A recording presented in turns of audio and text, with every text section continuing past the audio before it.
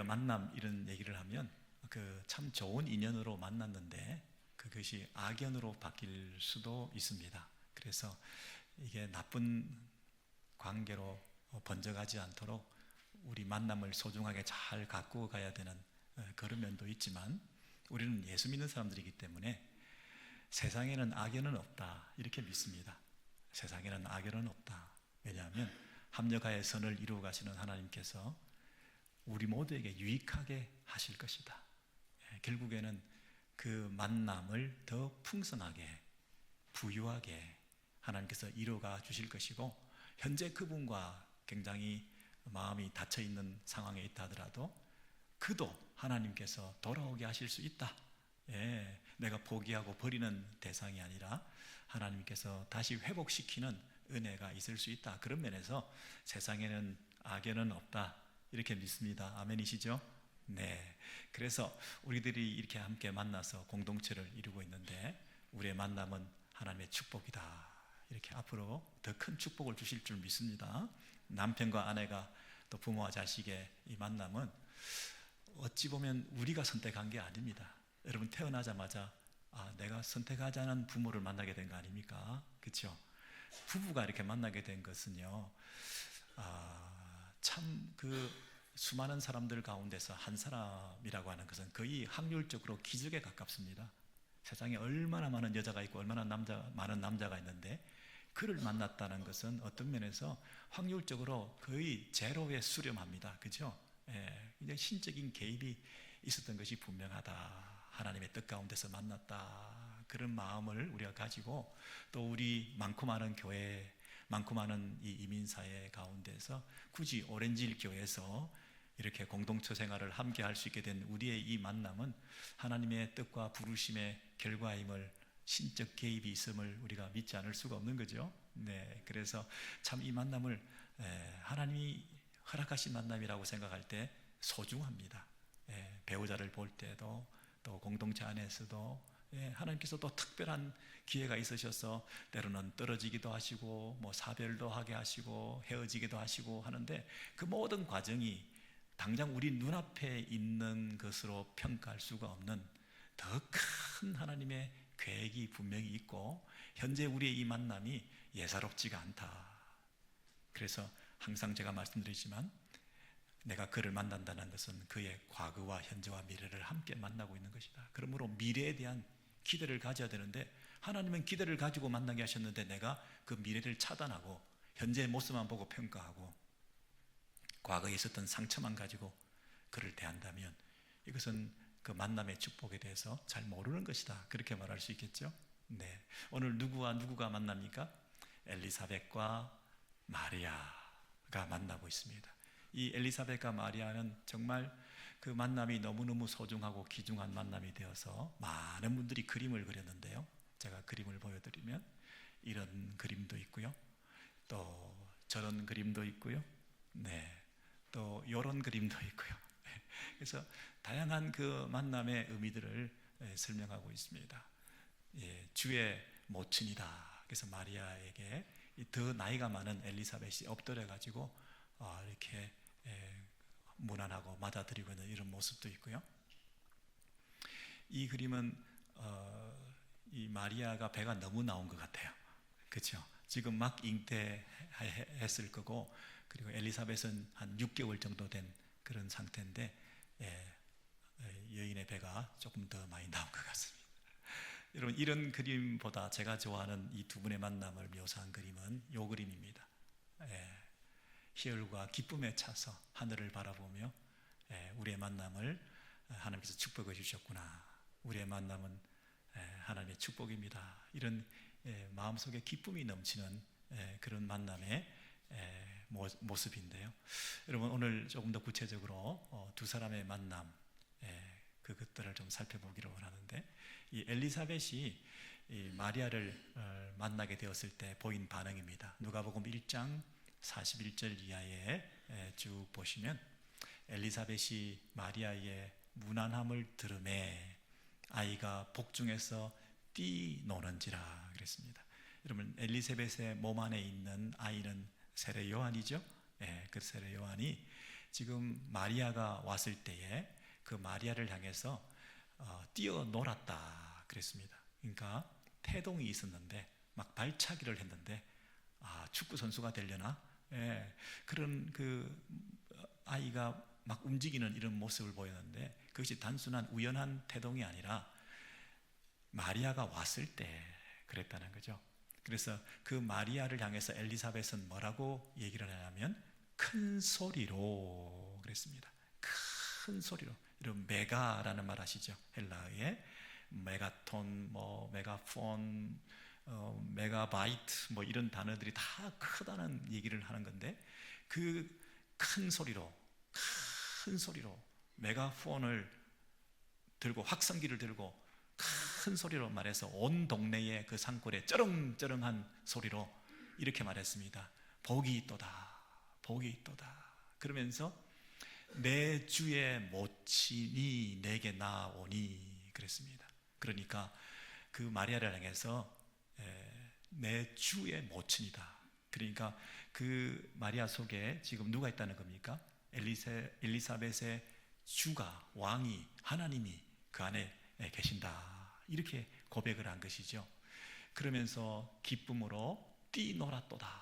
이 몸속에 있는 그 아이가 그 마리아가 온 것을 보고 그 마리아만 온 것이 아니라 마리아 안에 있는 잉태가 시작된 그 하나님의 아들 그를 향한 이 경배의 모습으로 단순한 기쁨이나 태동이 아니라 큰 소리로 그리고 뛰었다는 것은 온몸이 벌떡벌떡 껑충껑충 뛸 정도로 이 땅에서 표현할 수 있는 최고의 기쁨 그것을 표현하고 있었다는 거죠. 너무너무 놀라운 일이 일어나지 않았습니까?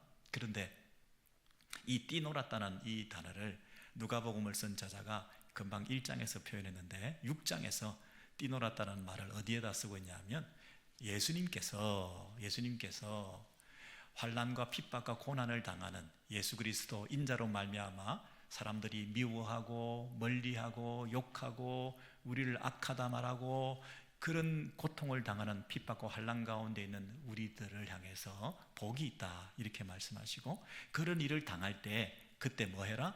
기뻐하고 뛰어라, 뛰놀라 라고 말할 때 똑같이 그 스칼티오라고 하는 단어 뛰어다, 막 뛰었다. 그래서 온몸이 큰 소리로 목소리로 크게 할 뿐만 아니라 온몸으로 찬양하면서 기뻐하고 있는 그런 모습을 보이고 있는데 그것은 마치 뭐와 같으냐 하면 하늘에서 상을 받게 되는 선지자 고통을 당할 때 핍박을 당할 때 이 땅에서는 아무 상이 없지만 하늘에서 상을 받게 된다. 그래서 많은 조상들이 이 선지자들을 핍박했을 때 그 선지자들 안에 있었던 내적 희열의 상태 선지자들이 이 땅에서 고난을 당했지만 하늘에서는 상이 크다 하는 것 때문에 가졌던 그 마음의 기쁨 그리고 온몸으로 찬송하고 벌쩍벌쩍 뛸 정도로 굉장한 기쁨을 표현하는 때가 언제나 하면 하늘의 기쁨을 맛볼 때다 이렇게 말하는 거죠. 여러분 이 땅에서 아무런 상도 없고 아무런 결과도 없고 당하는 것은 환난이고 가난이고 오해고 수모고 조롱인데 그러나 이 사람이 예수 그리스도로 인하여 당하는 그 고난 때문에 뭐 한다고요? 기쁘고 심지어 목소리만 기뻐하고 감정적으로만 충실할 뿐 아니라 우리 몸이 어떻게 된다고요? 껑충껑충 뛴다는 거예요. 이 정도로 이 땅에서는 실패자인데 하늘에서는 상을 받게 되는 그때 느끼는 감정과 우리 몸의 반응 상태가 하는 거죠. 여러분 이 땅에서 우리가 벌쩍벌쩍 뛸 정도로 기쁜 때가 최근에 언제 있었습니까? 병이 나았다거나 아니면 걱정했는데 오진이었거나 아니면 이전에는 힘들었는데 다시 건강을 회복해야 하게 되었거나 관계를 회복하게 되었거나 아니면 자녀들이 원하는 학교에 진학하고 승진하고 좋은 일이 막 생기고 이랬을 때 정말 기쁘다.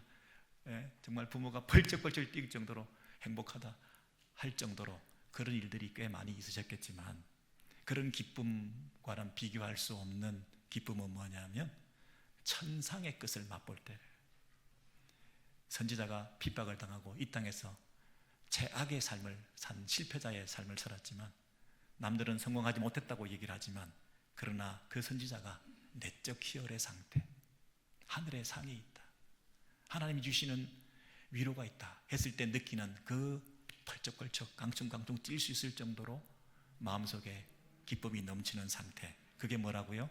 뛰놀았다라고 하는 헬라어의 표현이라는 거 아니겠습니까? 여러분, 마리아가 왔는데 마리아를 바라본 엘리사벳과 엘리사벳의 몸에 있던 그 아기가 펄쩍펄쩍 뛰었다, 큰 소리로 기뻐했다. 왜 그렇습니까? 내적 희열의 상태일 뿐 아니라 천상의 맛을 보게 된 거죠. 하늘의 기쁨을 맛보게 된 거죠. 여러분, 그 하늘의 기쁨, 세상에는 없는 것이라는 거죠. 세상에는 없는 천상적으로부터 유래되고 기원되는 것에 접함을 받았을 때, 내가 이 땅에서 하나님 나라를 위해서 살아갈 때 지상 나라의 최고의 행복, 세상에서의 최고의 권력과 명예가 아니라 천상의 것을 이 땅에서 맛보게 될 때 느끼는 그 희열과 기쁨이 나를 뛰게 만든다는 거죠. 여러분, 그런 기쁨을 회복하신 적 있으십니까? 여러분, 이 땅에서 많은 이런저런 일로 인해서 내게 좀 쨍하고 해뜰 날이 좀 있으면 좋겠다. 여러분, 그런 기쁨을 좀 회복하기를 원하는 세상적인 바람이 있는데, 뿐만 아니라 우리가 더 갈구해야 될 것은 이 세상 가운데에서도, 어렵고 힘든 삶을 살아가는 가운데서도 나는 과연 하늘의 기쁨을 맛보고 있는가, 천상의 끝을 소망하며 그것을 맛보는 그 감격이 있는가, 우리의 만남 속에는 과연 그러한 만남으로 이어지고 있는가. 우리 두 사람이 만나가지고 늘 추구하는 것들이 세상적인 기쁨인가, 아니면 하늘의 기쁨인가. 지금 마리아는 온갖 걱정과 염려와 근심 속에서 엘리사벳과 만남을 가지고 있는데, 사실 엘리사벳도 나이가 굉장히 많아가지고 애를 가졌기 때문에 이게 사실 대놓고 말할 수도 없는 뭔가 불편한 그런 기색이 있던 여인이었습니다. 그런데 마리아는 처녀가 잉태를 한 셈인데 그것도 정혼한 여인입니다. 이건 더 문제가 되는 거죠. 그래서 이 부정한 여인이 될 수밖에 없는, 돌팔매질을 당할 수밖에 없는 이런 위험 속에 두렵고 떨리는 가운데 찾아와가지고 이 두 사람이 만나게 되었는데, 어떻게 이 가운데서 이렇게 뛸 듯이 기쁜 일이, 그런 감정이, 그런 말이, 그런 소리가, 그런 몸의 움직임이 있을 수 있다는 말입니까? 걱정하고 염려하면서 처근하게 여기면서 어찌된 일이냐, 어떻게 이런 일이 우리에게 일어났냐 걱정하고 하소연하고 문제를 삼고 큰일 났다 그렇게 생각해도 시원찮은 판에 둘이서 만나서 이렇게 뛸 듯이 기뻐하고 큰 소리로 찬송하고, 어떻게 이런 일이 가능하다는 말입니까? 여러분, 우리가 세상에서 어려운 일들이 많지만 하늘의 기쁨이 회복되기를 소원합니다. 이런 인사들이 좀 우리 가운데 있으면 좋겠습니다. 그렇습니다. 여러분, 세상에서 기뻐봐야 얼마나 기쁘겠습니까? 세상에서 누려봐야 얼마나 누리겠습니까? 세상에서 가져봐야 얼마나 가지겠습니까? 세상에서 얻는 것이 얼마나 그 기쁨이 지속되겠습니까? 영원하지 않습니다. 천상의 것, 하늘의 것, 하나님 주시는 것, 그 상을 바라보고 이 땅에서 그 천국의 기쁨을 천상에 접하여 누리게 되는 내 마음의 감정의 변화, 그 누구도 알지 못하는, 우리끼리만 아는 그 기쁨, 여러분, 이것을 누려가는 것이 우리 신자들 아니겠습니까? 그러면 이겨낼 수 있지 않겠습니까? 그것만 회복하면 살아갈 수 있지 않겠습니까? 이 마리아와 엘리사벳이 그런 기쁨으로 넘쳐나고 있는데, 그 엘리사벳의 반응, 엘리사벳과 엘리사벳의 아들인 그 모자의 반응을 보고 마리아는, 하나님이 약속하신 것이 사실이구나, 말씀대로 이루어지고 있구나, 나를 통해서 하나님의 아들을 보내시고 다윗의 왕가를 이어가시며 이 땅에 대대로 하나님 나라를 세워가신다고 하는 그 메시아가 나를 통해서 오신다는 그 말씀이 사실이구나. 나는 남자와의 어떤 접촉도 없었는데 내 안에 성령으로 잉태된다는 그 말을 믿을 수가 없었는데, 이 엘리사벳 친척에게 찾아와서 보니 이 여인도 감히 임신할 수 없는 고령의 여성인데도 하나님께서 임신하게 하셔서 그를 만나게 하심으로 나를 향해서 처음 보자마자 하는 말이 주의 모친이라고 얘기하는 걸 보니 내 안에 그 주가 계시는 거구나 라고 생각을 하며, 하나님이 진짜 그 일을 나를 통해서 하시는 것이구나 라고 컨펌이 됐을 때, 이 마리아의 입술을 통해서도 찬송이 터져나오기 시작합니다. 두려웠는데, 불안했는데, 그럼에도 불구하고 찬송할 수 있게 되었다는 것은, 와, 하나님이 나와 함께 하시구나, 내 근심, 두려움 변해서 찬송으로 바뀌게 해 주시는 것이구나. 여러분, 큰일 났다 했는데 더 큰 일을 나를 통해서 일하고 계시는 거구나 할 때, 나의 이 작은 큰 일들, 부정적인 큰 일들, 그것은 잠재워지고 하나님의 큰 일을 찬송하게 되는 새로운 변화가 나타나게 된 것이죠. 그래서 이 누가복음 1장 46절 이하에 보면 마리아가 그 유명한 마리아의 노래, 마리아의 찬가, 마니피카트, 이 찬양을 올리고 있는데, 내 영혼이 주를 찬양하며 라고 얘기할 때 그 찬양하며가 메가라는, 크게 확대하다, 메가라는 그 어원을 가지고 있는 그 동사를 쓰면서 영어로 번역하면 magnify, 확대하다. 예. 왜 확대할 수밖에 없냐면 그분이 너무 큰 일을 행하셨기 때문이다. 그 밑에 보시면 능하신 이가, 전능하신 분이 큰 일을 내게 행하셨다. 근데 이게 내게만 행하신 것이 아니라 이것은 대대로 이르는도다 그랬습니다.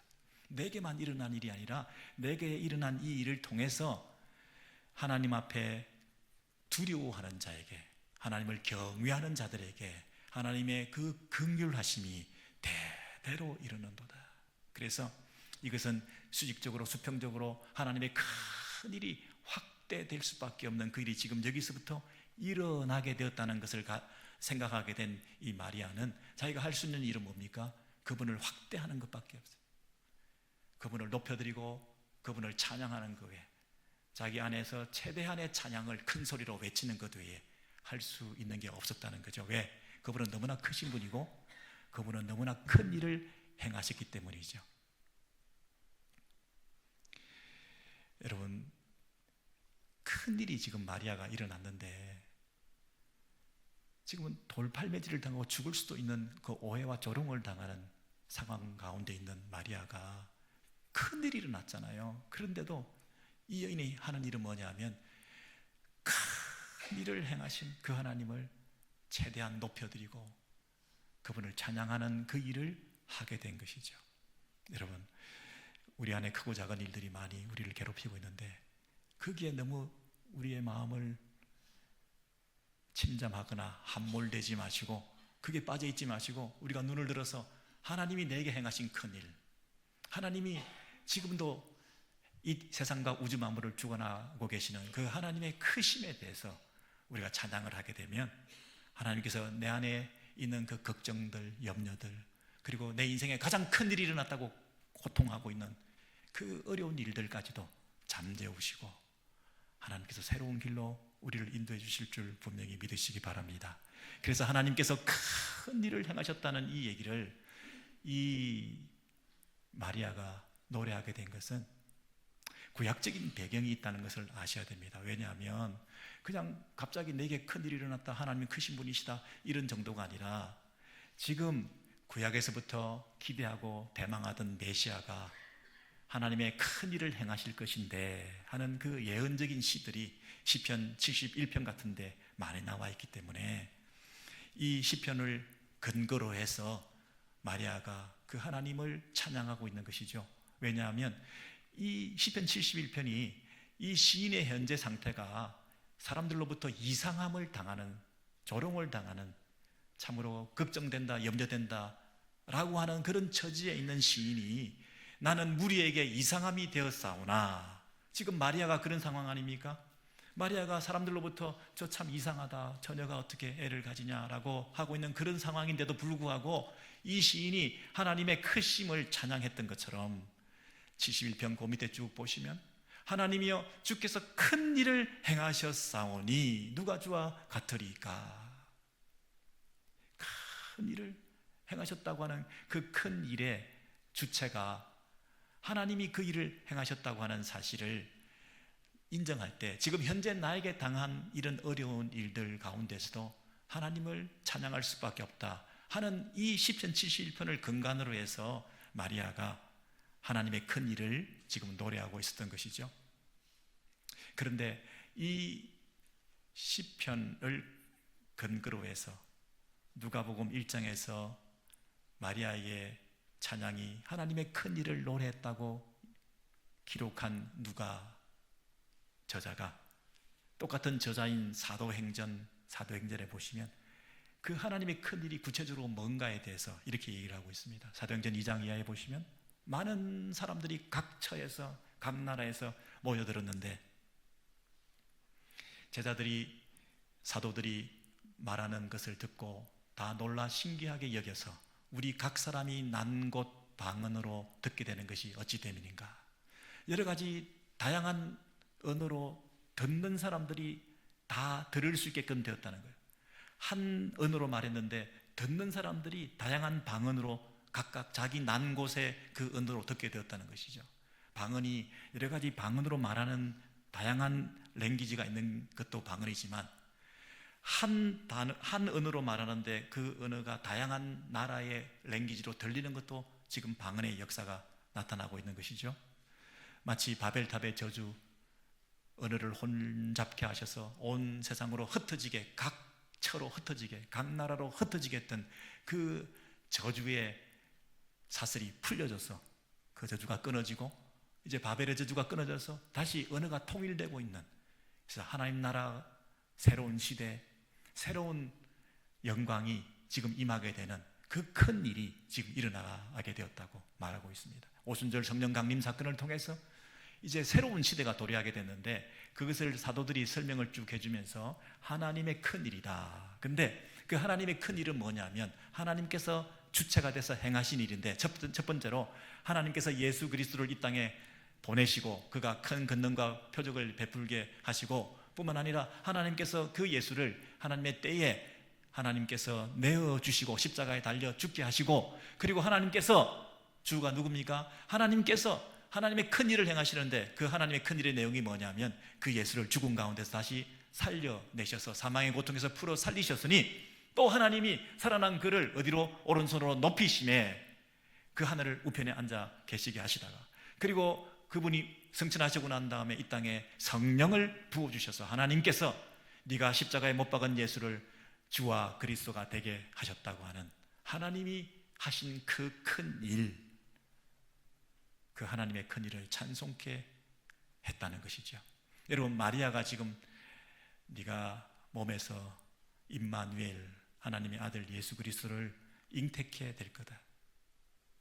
여러분, 임마누엘은 하나님이 우리와 함께 하신다는 뜻인데, 옛날에 고대 왕들은 그저 한번 자기 백성들을 시찰하고 한번 돌아보다가 사진이나 찍고 생색이나 내면서 힘든 사람 찾아가서 손 한번 잡아주고 그냥 돌아가서 자기 왕궁으로 돌아가는 것이 고대의 왕들인데, 우리 왕은 이 땅에 오셔서 그 백성과 함께 계신다는 거예요. 임마누엘 하신다는 거예요. 이 참 왕이신 그분께서 이 세상에 오셔서 우리와 함께 하시면서 우리의 아픔과 고통과 우리의 실패와 우리의 절망 속에서도 함께 하시면서 함께 눈물 짓고 함께 아파하시고 그러면서 함께 살아가시고 우리의 그 아픔을 다 짊어지시고 죄값을 다 담당하심으로 우리의 문제를 해결해 주시고 참된 자유와 행복과 용서를 선언하시고 그분이 하늘에 오르셔서 이제 다시 오셔서 우리 안에 계시면서 우리 속에 계셔서 우리와 영생할 수 있도록 평생을 같이 살아가게 해주시는, 떠나지 아니하시는 성령님께서 우리와 함께 하신다는 그 임마누엘의 그 왕이신 그분이 이 땅에 오셨다. 이것이 뭐라고요? 하나님의 큰 일이라는 거예요. 그 하나님의 큰 일을 구약에서부터 약속하시고 메시아를 보내신다고 하시고 시편 시인으로 하여금 하나님의 큰 일이 앞으로 있다고 약속하셨던 그 예언이 성취가 마리아, 한 여인을 통해서 그 메시아가 그 몸을 통해서 태어나게 하시고 하나님의 큰일이 나에게 일어나고 있는 것이구나 하고 매그니파이 하나님을 찬양하게 마리아로 하여금 이 찬양을 드리게 했을 뿐만 아니라 하나님의 큰일이 그 아들 예수 그리스도가 이 땅에 오셔서 하신 일을 통해서 그분의 죽으심과 부활과 승천을 통해서 성령님께서 다시 오심을 통해서 하나님의 큰일이 지금도 계속 되고 있다는 것이죠. 그래서 하나님의 큰일을 노래하지 않을 수 없는 이런 마리아의 그 찬양, 하나님을 무한대로 확장하고 싶은, 확대하고 싶은 그 찬양. 왜? 하나님 너무 크신 분이니까, 나에게 너무 큰 일을 행하셨으니까, 나를 통해서 너무 큰 일을 행하실 것을 바라보니까 내가 할 수 있는 일은 찬양밖에 없다는 거예요. 그분을 확장시키는 것밖에 없다는 거예요. 그분을 최대한 확장시킬 수밖에 없는 거죠. 왜? 나에게 이해되지 않는 일이 일어났지만 하나님은 이해의 대상이 아니라 예배의 대상이고 찬양의 대상이니까, 지금 마리아는 이해되지 않는 일이 나에게 일어났는데 이해가 안 됩니다, 이해가 안 됩니다 좌절하고 의심하고 있는 것이 아니라 이해되지 않는 그분을 높일 수밖에 없는 거죠.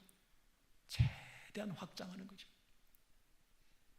여러분, 미생물도 박테리아도 현미경으로 들여다보면 그 안에 그런 기묘한 내용들이 그 속에 있는 것을 우리가 보면 깜짝깜짝 놀라지 않았습니까? 그저 점 하나에 불과했는데 그것이 어떻게 이 안에 이런 것들이 들어있는지, 우리가 그 엄청난 100배, 1000배 확대해도 그 속에 더 기묘한 것들이 안에 꿈틀거리고 있는 것을 우리가 보면서 한낱 미생물도 그럴진데 하나님이 크신 분이신데 그 하나님을 우리가 확대한들 일평생 다 확대할 수 있겠습니까?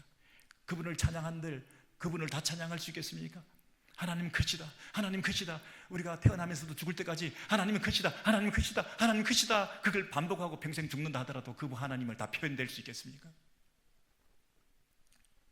하나님을 찬양하는 것 외에 마리아가 할 수 있는 것이 없었습니다.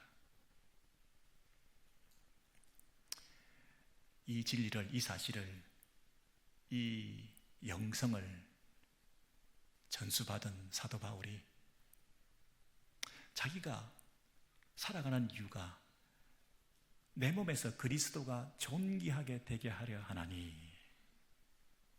그 존귀하게라는 단어가 magnify, 내 몸을 통해서 하나님이 확대되기를 원합니다.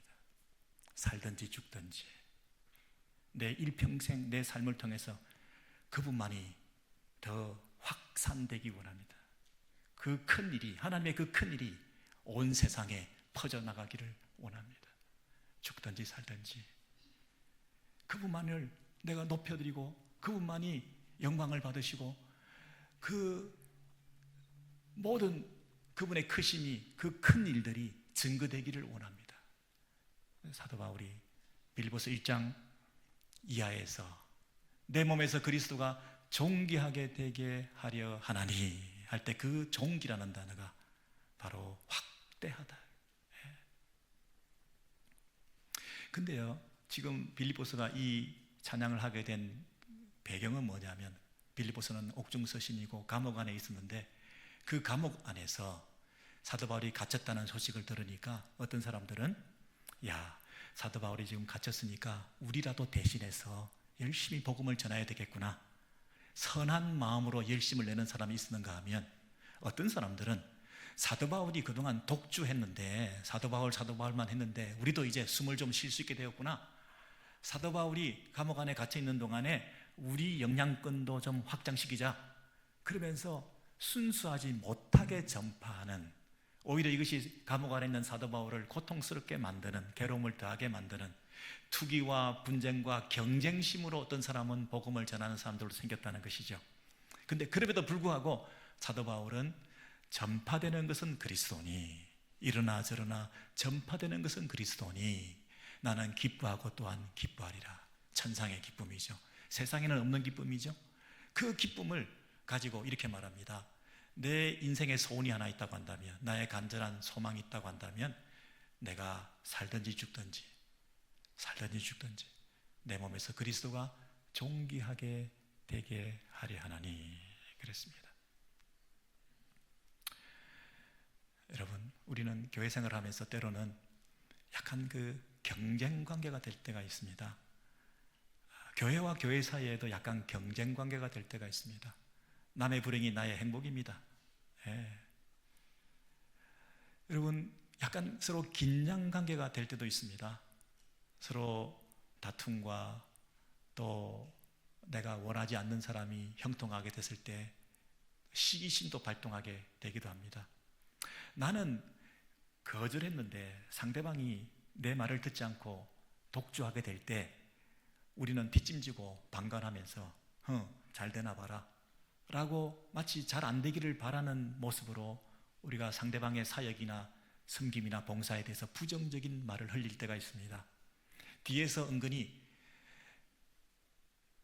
그를 향한 모략과 또 불평의 말들을 통해서 상대방을 잘 인정해 주지 않으려고 하는 그런 태도가 있습니다. 여러분, 그렇지 않습니까? 나하고 관계가 안 좋은 사람이 형통하게 될 때 내 속에서 불편한 마음이 들 때가 있고, 특별히 심지어 교회 사역을 함에 있어서도 너무 잘 되는 사역, 너무 잘 나가는 형제, 너무 잘 성장하는 교회를 바라볼 때 마음에 혹시라도 약간의 불편한 마음이 생길 수도 있지 않겠습니까? 여러분, 그런 부정적인 이런 마음이 사도 바울은 들었을 틈이 없이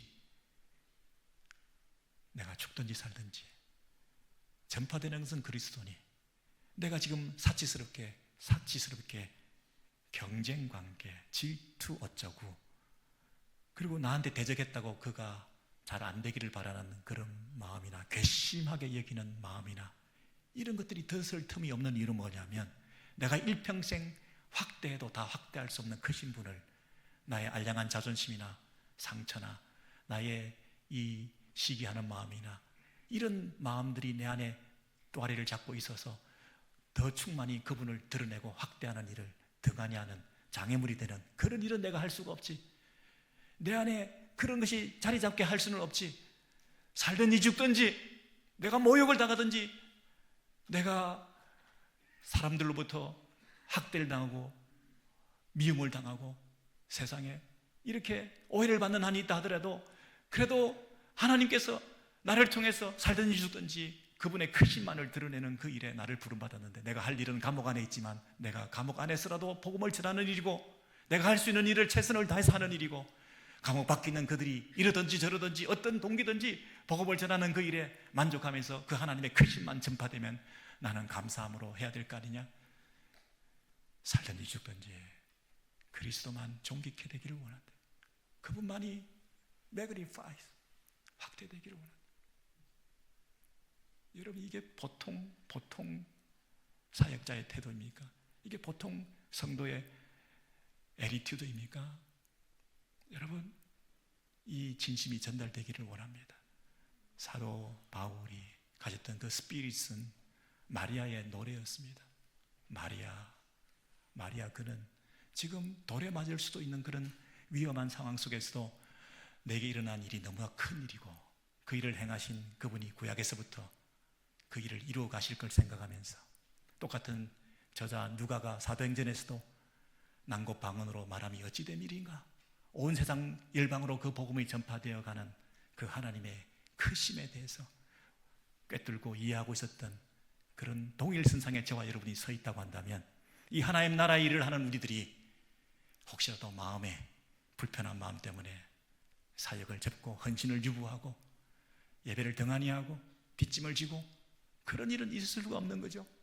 살든지 죽든지 어찌하든지 전파되는 그 그리스도니, 그리스도가 존귀케 되는 그 일에, 하나님을 확산하고 확장하는 그 일에 내가 쓰임받을 수밖에 없는 것이나, 긍정적으로 모두를 포용하고 모두를 사랑하며 함께 동력할 수 있다고 마음의 문을 열고 우리가 흔쾌히 손을 잡고 서로를 귀하게 여기고 축복하고 격려하는 그런 모습들이 되는 것이 마땅한 성도의 자세 아니겠습니까?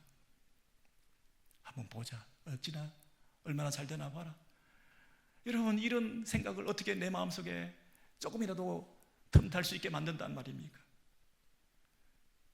우리 오렌지일교회 성도 여러분들은 그런 마음, 그런 어두운 마음, 그런 부정적인 생각들 여러분 다 깨끗이 불태우고 정결케 하셔서 투명하게 정말 마음과 마음이 잇대어서 함께 동력하며 어찌하든지 그 하나님의 그 크심이 더 잘 드러나는 일에 우리가 흔쾌히 동력할 수 있는 그런 신실한 주의 종들 다 되기를 소원합니다. 그런 동력자로 우리를 만나게 해주신 것을 감사합니다. 마리아와 엘리사벳이 만나서 이제 어떻게 끝이 나는지 마지막 누가복음 1장 56절을 같이 읽겠습니다. 시작. 마리아가 석 달쯤 함께 있다가 집으로 돌아가니라. 여러분, 이 두 사람의 만남이 마무리를 굳이 석 달쯤 함께 있다가 집으로 돌아갔다 이렇게 표현하고 클로징을 하고 있습니다. 여러분, 이것은 새로운 시작이었습니다. 그렇죠? 만나고 끝나고 서로 헤어졌다는 것이 아니라 이제 각자 둘이 가졌던 그 큰 하나님에 대한 고백, 그 찬양, 이것들이 내재화되고 그것이 믿음을 고양시키고 시험을 이길 수 있도록 무장시켜서 그 큰 하나님을 찬양하기 위해서 각자 흩어져서 각자의 일들을 감당하게 되었지 않았겠습니까? 지금 둘이 만나게 된 것은 엘리사벳이 6개월째 임신한 후에 만났는데 3개월 후에 같이 있다가 헤어졌다고 그러니까 이제 엘리사벳이 해야 될 일은 뭐겠습니까? 이제 출산할 일을 이제 준비하게 되겠죠. 그리고 가장 처음에 잉태 소식을 듣고 불안하고 심리적으로 위축되고 걱정되고 정신적으로 육신적으로 이 케어가 필요한 임신 3개월을 마리아는 누구랑 보냈습니까? 가장 경건한 여인과 경험하는 친척과 같이 보내면서 그 3개월을 무사히 넘기고 나서 이제 3개월이 끝나고 난 다음에 집으로 돌아갔습니다. 여러분, 이제 집으로 돌아가는데 앞으로 남은 일은 뭐겠습니까? 오해입니다. 조롱입니다. 돌팔매를 당할지도 모릅니다. 그러나 3개월 동안 무장되어서 이제 담대히 나가게 되는 것이죠. 이 두 여인이 낳게 되는 아이들은 어떤 아이들일까요? 세례 요한은 나중에 목베임을 당하고 광야에서 외치는 자의 소리로 이 땅에서 가지지도 못하고 입지도 못하고 그런 헐벗은 삶을 살면서도 오직 광야에서 예수 그리스도를 예비하는 그 일에 인생을 바치는 그 아들로서의 삶을 시작하게 되는 거 아닙니까? 마리아 많은 오해 속에서도 이 자기 아이를 출생하고 나면 그 아이는 태어나면서부터 무슨 일을 당하게 될까요? 죽음이죠. 죽음의 길을 가는 거죠. 그 마리아가 아들 예수 그리스도 십자가에 달리는 광경을 친히 목도하며 그 아픔을 감내해야 됐던 그 어미의 고통을 이제부터 담당해야 되는 거 아닙니까? 이 두 여인이 함께 만나서 보낸 그 3개월의 그 기간이 그들을 무장시키고 그 아들이 비록 세례 요한처럼 헐벗은 삶을 살고 목베임을 당하는 순교를 당한다 할지라도 그 아들이 세상에서 가장 최악의 사형제도 십자가에 죽음을 당하는 그 일을 몸소 눈으로 보게 되는 그 고통을 당한다 할지라도 하나님이 내게 행하신 큰일 오고 오는 세대의 대대로 우리까지도 자신을 통해서 축복받게 되는 그 복의 통로가 되고 복의 출처가 되고 기원이 되는 그 사실에 대한 감격을 가지고 내가 죽든지 살든지 이 하나님의 큰 일만 하나님의 크심만 드러나기를 원한다는 그 고백과 믿음의 결과로 아들 예수 십자가에 달리는 상황 속에서도 그것을 견뎌낼 수 있는 그 어머니 마리아가 된 거 아니겠습니까? 마리아 그는 성령으로 잉태했습니다. 강권적으로 하나님께서 성령으로 잉태했게 했지만 그러나 마리아에게도 3개월의 케어링이 필요했던 사람이었습니다.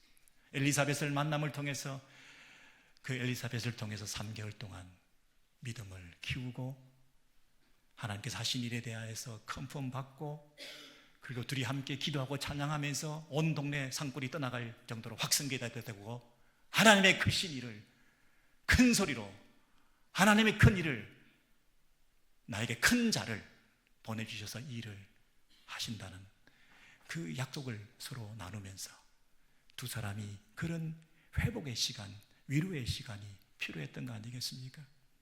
세상에는 세 가지 큰 기적이 있다고 하는데, 첫 번째 기적은 하나님이 사람이 되셨다는 것, 이거 큰 기적입니다. 믿을 수 없는 기적입니다. 두 번째는 사람이 되시긴 했는데 어린 애로 한 여인의 모태에서부터 굳이 그 사람이 하나님의 아들로 오셨다는 것이 기적 아닙니까? 그냥 청년으로 와서 왕으로 등극해서 얼마든지 세상을 평정할 수도 있는데 이 땅에서 어머니 뱃속에서부터 태어난다는 것이 얼마나 큰 기적이고 있을 수 없는 일이 일어난 것입니까? 그런데 세 번째는 그 당사자가 모태에서부터 그 하나님 아들을 잉태한 그 어머니가 찬송을 하고 노래를 했다는 것이 기적이라고 말하고 있습니다. 그 두려움이 변해서 찬송으로 어떻게 그것이 될 수 있는가? 할 수 없는 일, 일어날 수 없는 일, 두렵고 무서운 일, 천의 몸으로 잉태해서 당할 그 모욕과 수치에 대해서 불안해하면서 억지로 끌려가도 할 수 없이 끌려갈 수밖에 없는 억지로 진 십자가 정도로 그 사명을, 의무를 감당할 수도 있었을 텐데 이 여인이 노래했다. 바하가 마니피카트, 이 찬양을 빵파레로 처음에 시작했던 것처럼 그렇게 기쁨의 노래가 시작되었다고 하는 이 여인이 이렇게 노래하고 기뻐했다는 것이 어떻게 가능한 일이냐, 이것이 기적이라는 겁니다. 그런데 그 마리아가 이렇게 기뻐하고 이렇게 찬양하고 노래할 수 있었던 것은 엘리사벳이 함께하는 3개월의 기간이 있었다는 거 아니겠습니까? 그 축복된 만남을 통해서 이 여인이, 마리아가 나에게 일어난 일이 사실이구나, 엘리사벳이 나를 향해서 주의 모친이라, 엘리사벳의 몸에 있는 아이가 태동을 하면서 기뻐 뛰놀았다, 천상의 기쁨을 나를 통해서 맛봤다 하는 사실을 깨달았을 때 마리아가 확신을 가지게 되지 않았습니까?